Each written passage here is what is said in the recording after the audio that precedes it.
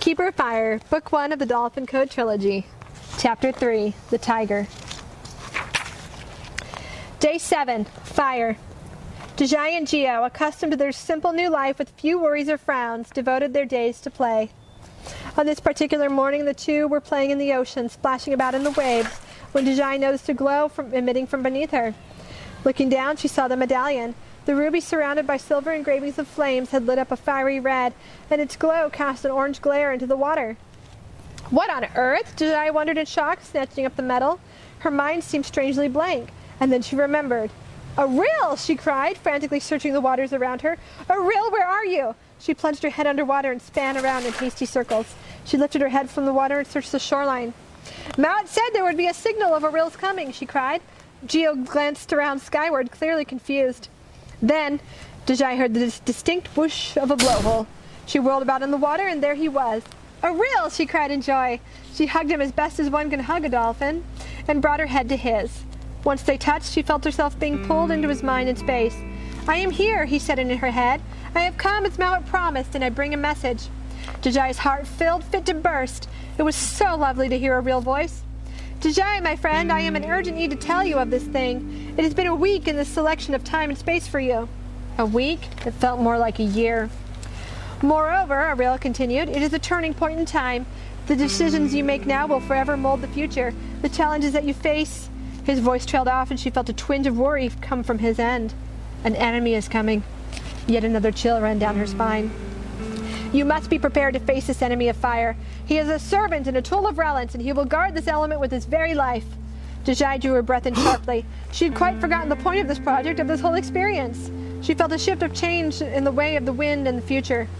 Oh, but no! She desperately wanted to hold on to these times of new joy and freedom. She wanted nothing more than what she had now, here on this island with Geo. "Mowat may take what is good and bring forth what is better, Deiji," Ariel said quietly. She did not answer.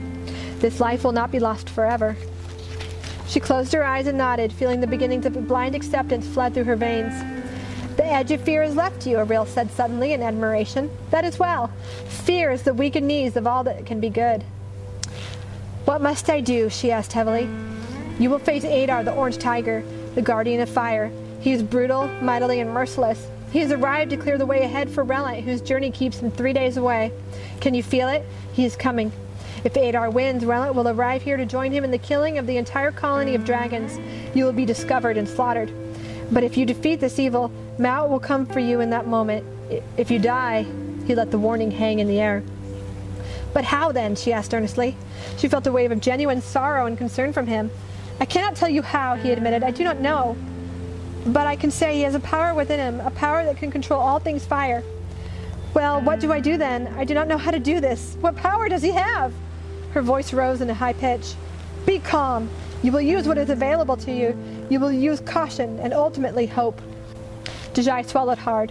"I may, however, offer a verse of comfort." "Go on." Ariel paused. When he spoke again, it was the song of the dolphin, and Deiji could feel the pressures of life lift away, and the soul of the ocean bringing light to her heart. "Look inside the dragon stone. I see the lost of me, the strength and pride the dragon holds, his humble majesty. Cast away the dragon stone, losing all I've sought, the time of rocks and all the runes. Now what have I forgot?" The limerick echoed with a song in Dejai's head, the words transfixed in her memory. "Now then, my friend, I must go." Ariel sank beneath the waves, and with a splash of his tail, he was gone. "Wait!" she cried frantically, trudging through the waters after him. One glance at her amulet, however, confirmed with its dullness that she was truly alone. Well, not entirely. She turned towards her truest friend. "Geo?" His eyes were fixated on the shoreline. "Geo?" Following his terrified gaze, she saw a large, muscular tiger with black stripes and a white mane standing on the beach. Smoke was misting from his nostrils, his eyes reflecting dancing orange flames against black. His tail was twitching like a dancing serpent. "Adar," Deiji whispered. Adar leapt, springing towards the surf. Deiji hurriedly sloshed through the waters towards Geo. "Fly, fly, fly!" she screamed, wrenching herself heavily out of the water and onto his back. She was suddenly seized with fear.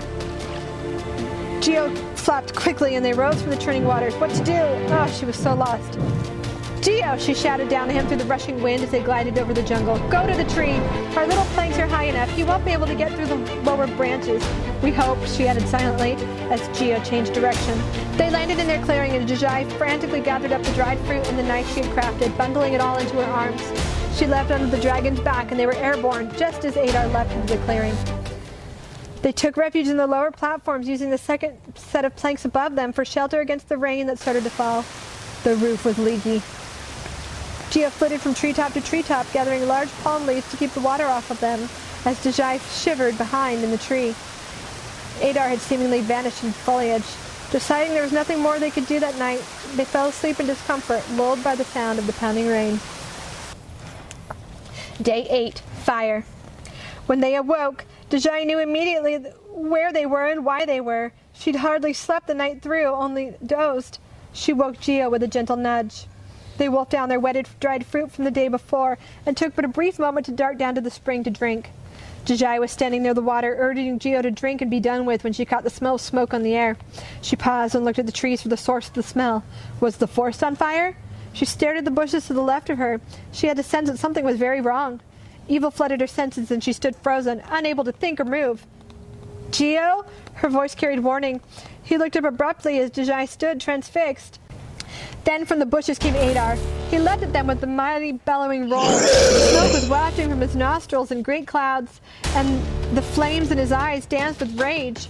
Geo flew into the air faster than Deiji could see. He caught her around the shoulders, and his mighty talons carried her off just as the orange tiger came falling through the air after them, claws outstretched. He missed them by mere inches as they flew up to their treetop. They watched him land on the ground effortlessly with liquid grace. Adar circled around their camp clearing, pacing restlessly. Pausing before her hut thoughtfully, he opened his mouth and blew a gust of red-hot flames. Their hut caught fire and burned to the ground in seconds, right before her eyes. "My home," she whispered. Adar sauntered around the camp, pausing periodically to burn out parts of the clearing. He marked his tent on the base of the tree, kicked his hind legs to fill the spring with dirt. He looked up at her smugly. His message was clear. This is not your home. Dejai's eyes stung as she looked at the clearing that was now nothing more than a big black smudge. She felt awful. Her carefully constructed world had been pulled out from beneath her feet in a matter of moments. She placed her hands against the tree and closed her eyes in sorrow. "Acceptance will make you strong." The words of Mowat echoed in her mind. She opened her eyes. Had Mowat ever said that? Geo nudged her arm and she released the tree to hug him. For the afternoon they glided from tree to tree, Geo hovering while Deiji picked fruit and gathered it into what remained of her skirt. There was no chance for them to fish or cook, for Adar was always near, stalking, waiting. "What do I do?" Deiji lamented. "I have 3 days. 1 girl and 1 young dragon against a full-grown tiger. A tiger who breathes fire nonetheless. What does Mowat expect of me?" They sat in their treetop waiting and thinking. Deiji knew that she needed to explore what she was up against, needed to really know her enemy before she could make any decision or action. What other secret powers might he possess? She sighed. Deiji kept her eyes on the tree line. She figured if she kept a careful eye on him, he couldn't pull anything sneaky. A sudden movement in the bushes caught her watchful gaze. "He's back," she hissed. Geo's ears flattened back, and Deiji spat, infuriated that she was under siege on her own island. Adar grinned, baring his teeth, and the flames in his eyes began to dance with excitement. He strutted up to the tree with utmost confidence, his tail twitching eagerly. The wispy smoke emanating from his nostrils began to billow into darker clouds. He blew a large crackling fire from his open mouth to ignite the tree, and Deiji braced herself to flee. But the tree did not catch flame. Adar tried again, his eyes moving quickly, losing a bit of his cocky swagger. Again and again he tried, but it was in vain. The tree would not burn. He leapt into the branches, but could not make it over the tightly grown limbs. He turned away and burned down the nearest sapling in anger and stalked off into the jungle in a piteous rage. Deiji sat there dumbfounded. Geo, a dragon of insight and action, quickly gobbled down his fruit. She sat back in near shock. "Geo," she said with wonder, "this tree is very special. There must be a magical quality about it. I am so glad we set our home here. I am so glad he cannot touch it." They watched the sunset that night in bitter silence, skipping dinner. When the sun was gone and the sky once again a cloudy black, they nestled under their palm leaves with the hope of sleep. The smell of smoke was wet in the air. Rolling onto her side, Deiji opened her eyes and frowned. The night air was eerily cold, and the wind was howling shrilly. Disoriented, it took her but a moment to realize that the earth beneath her was moving. No, not moving. The tree they were perched in was swaying. She pulled the leaves from her face and looked to the ground. As she expected, Adar was sitting near the base of the tree, waiting patiently, his tail twitching. "Geo, get up," Deiji said sharply. He lifted his head in her urgent tone.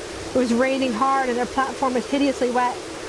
Suddenly and fully awake, she saw the tree was swaying too heavily in the raging wind, and it groaned under the strong gusts. The world around them was almost completely dark.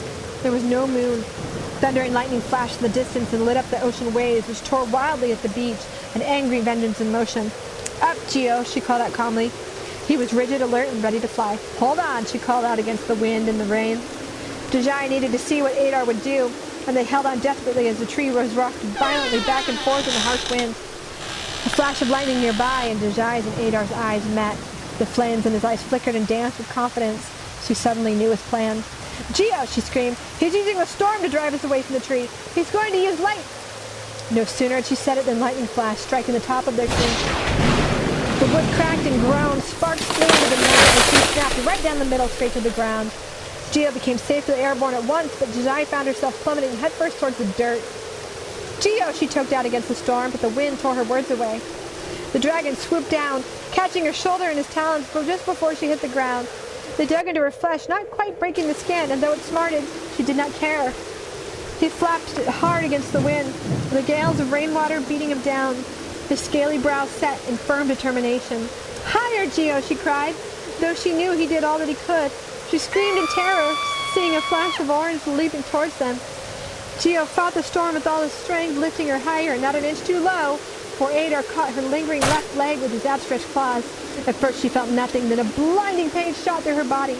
Her leg felt as though it were on fire. As they headed higher into the storm, Geo tumbled around, fighting desperately to keep them upright as he was tossed about.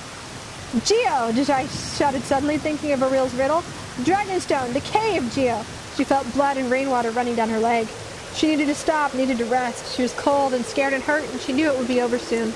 They needed a place with few exits where Adar couldn't get behind her, couldn't trick her. Geo shifted his direction and flapped hurriedly through the torrent of rain towards the Dragonstone cave where they had first met. When the lightning flashed, Deiji could see the jungle trees rushing by beneath them as they flew. Geo swooped straight into the cave, dropping her right away. They both tumbled and rolled, coming to a stop on the cave's cold stone floor. They stood to collect themselves. Deiji glanced at her leg and had to look away. It had 4 long, black and bloody scratches running down it. Her throbbing leg issued more blood with each pulse and felt as though she had burned it badly. Tearing the sleeves from her breast, Deiji sat and gritted her teeth with the pain as she wrapped the gashes tight and applied pressure. Securing the dressings with a knot, she laid her head back against the cave wall and listened to the rain pattering outside. She rolled her head to the side to look at her dragon friend. He was sitting close, catching his breath, licking at a bloodied scrape on his shoulder from their sudden landing. "Adar is coming," she told him calmly. Geo nodded in silent acceptance. "I wish I had your strength, Geo." She closed her eyes. "What do we do now? The tree is down. Adar is hunting us as I speak." Geo looked at her for a long time as she rested and looked at his mother's skeleton in the rear of the cave. Something had picked her flesh nearly clean. He walked quickly over to the cache of treasure and plucked a ruby from the pile with his teeth and carried it back to her. Deiji accepted it into her palm. "Is this good luck?" He nodded. She smiled. She smelled cinder and ash and her smile faded. She jumped to her feet. Geo growled towards the cave's opening. Lightning flashed, lighting up the cave's entrance. There, amidst the pouring rain, stood Adar. Deiji and the tiger stared at one another for a moment, then Adar sprang. Geo leapt, overshooting Adar's jump, landing behind him. He doubled back and swiped at the tiger with his bladed tail before he could reach Deiji, who had ducked to the ground. Adar was flung forward by the blow right over Dejai's head, and he tumbled across the cave floor. He rolled, landed upright with all 4 paws suddenly positioned and ready to strike. Geo landed next to Deiji, tail posed, ready to fight. Adar sneered at the dragon. He sprung right against the wall and used his momentum to fire himself straight at Geo. He caught him under the chin with his muscular paws, knocking the wind out of him. The tiger landed gracefully, kicked his right hind leg at the recovering dragon's head, sending his spiked head into the cave wall. Geo crumpled to the ground, unmoving. "Geo!" Deiji cried in fear. Adar turned towards her, snarling. She backed away, her mind desperately searching for a way out of this or something she could do to save them. For the second time in her life, she felt death tapping on her shoulder, and this time it would not be an easy death. She wondered distantly how long the pain would last. The tiger was approaching her. She felt wave after wave of blind panic and adrenaline coursing through her body. She suddenly turned and ran. She squeezed through the rib bones of the dragon skeleton and threw herself against the opposite wall. Adar could not fit through the bones, nor could he jump over them. The tiger snarled as she shuddered at his blackened teeth. He stuck a paw through to swipe at her in frustration, but could not reach. Deiji snatched up a long piece of splintered bone from the ground and held it tightly. Adar opened his mouth wide to scorch her, and Deiji ducked and rolled. She hurried to her feet and slipped through the ribs again just in time. The skeleton charred behind her and crumpled to ashes. She used the splintered bone in her hand and jabbed at Adar's head harshly as he turned, but his thick mane protected his neck. He breathed fire at her once again. She rolled onto her back again and to her feet, dodging the flames. She held the bone out in front of her as one would hold a sword and snarled at him.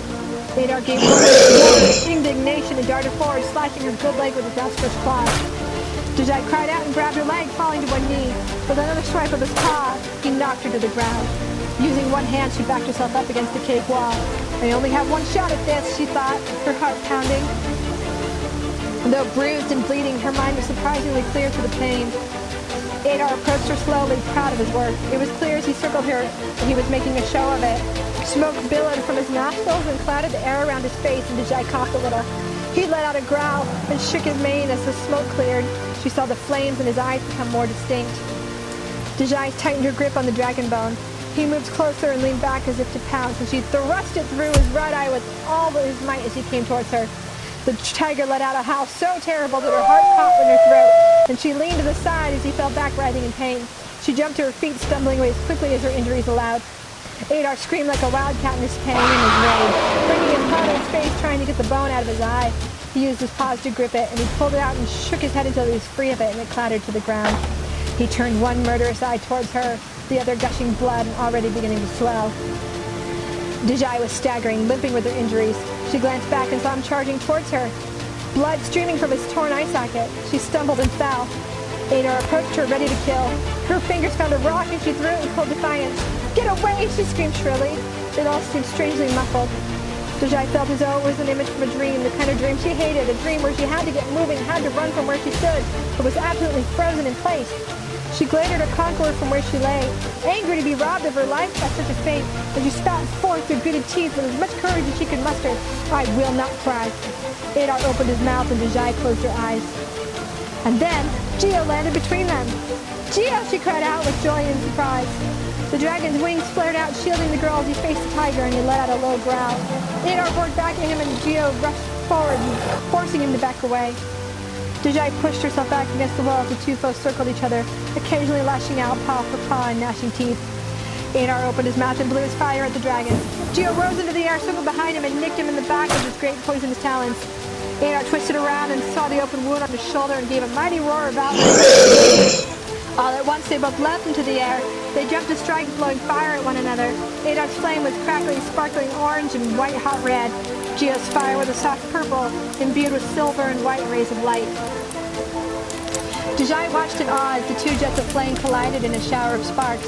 Time seemed to stand still as the two creatures remained in midair. Geo lifted his claws and shot his poison at Adar, squirting the dark green stuff into his remaining eye. The tiger fell back to grab at his blinded eye. Geo jumped forward and struck him with a swipe of his spiked tail. A splash of blood and Adar tumbled backwards. There was a blinding white light, and Deiji found herself staring into the face of Mowat. The cave. "You made it," he said, pride and sunlight beaming from his eyes. What? Deiji sputtered in shock. "It was over." "Yes," Mowat said encouragingly. "You did it. You survived. You did all to the best of your abilities, and you have won." Deiji closed her eyes, relief flooding her body. It was over. "What does this mean?" she asked carefully. "By defeating the enemy of the fire element, you have restored those sick in that region to full health. Relant will arrive to the islands to find that not only has Adar failed to begin his work, but that he has perished. He has lost one of his servants." "Then it is done." The beginnings of a smile tugged on the corners of her lips. "Unfortunately, no," Mowat said with obvious patience. Her smile faded. "You have liberated a mere 1/4 of all who are in need," he said simply. 3 of his henchmen remain, as well as those who follow him, and they need to be stopped. She sighed. "Go on." "There are 4 main elements. I believe I told you had 4 tasks to complete?" His eyes twinkled and he continued. "And each allotment of time you spend in each element will be different. Some may be shorter, others longer." "Ah, so what has happened then? What does that mean they are liberated?" "All damages to that part of the world have been repaired. Relant's hold on the fire element has been loosened. Mind, if you are not victorious for the duration of the next 3 elements, everything will go back to as it was." Deiji remembered the mermaid on the beach and wondered if her life had been saved. I will do it, she declared boldly and with passion. That is well. Now, you must rest for a time before you continue in your trials.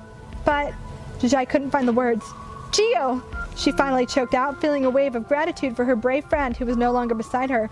Geo, who had ultimately fought and won her battle. Mowat smiled. Geo is well, but his part in this is over. I have placed him under the care of Dosen the Dragon Keeper on the northernmost of the Dragon Islands. Dosen, Deiji nodded, accepting this as a positive. And Adar, he is dead, she confirmed.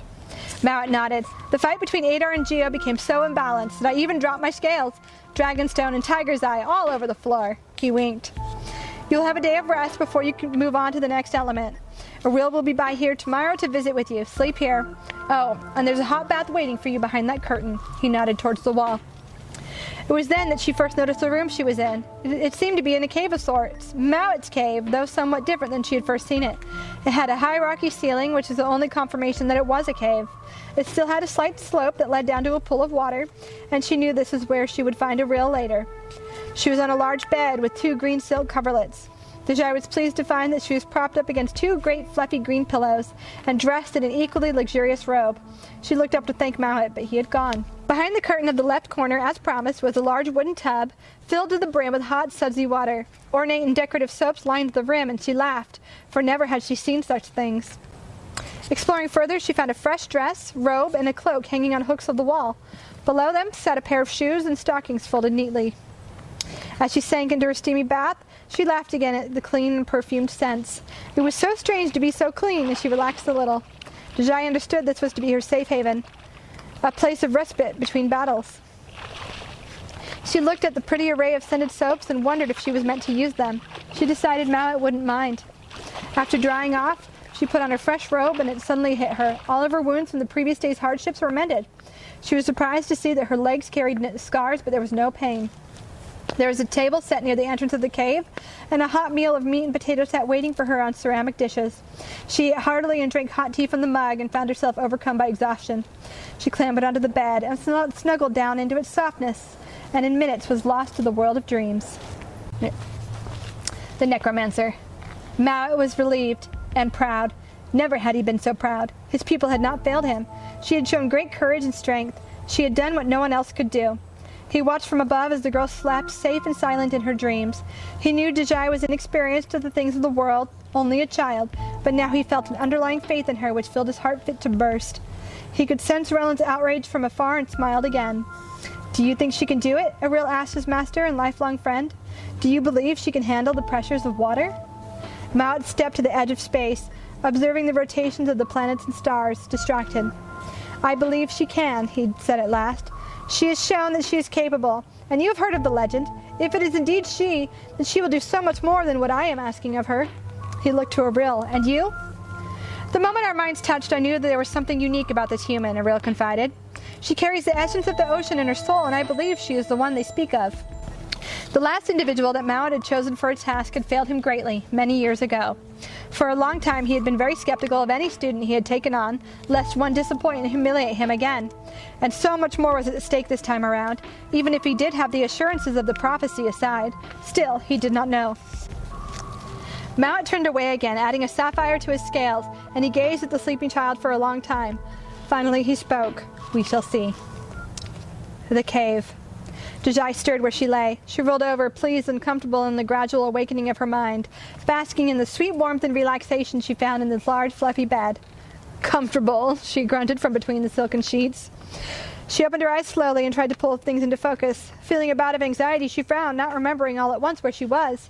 She sat up, staring at the spacious cave around her, and sighed as it all came back to her. Moving the covers aside, she swung her feet over the edge of the bed. A bright light caught her eye from below, and glancing down she saw the edges of her medallion glowing like sunlight, piercing the cave's dim lighting. Ariel, she cried, leaping to her feet and throwing herself down at the water's edge. Sure enough, Ariel surfaced in front of her. Kneeling by the water and touching heads, they excitedly engaged in conversation.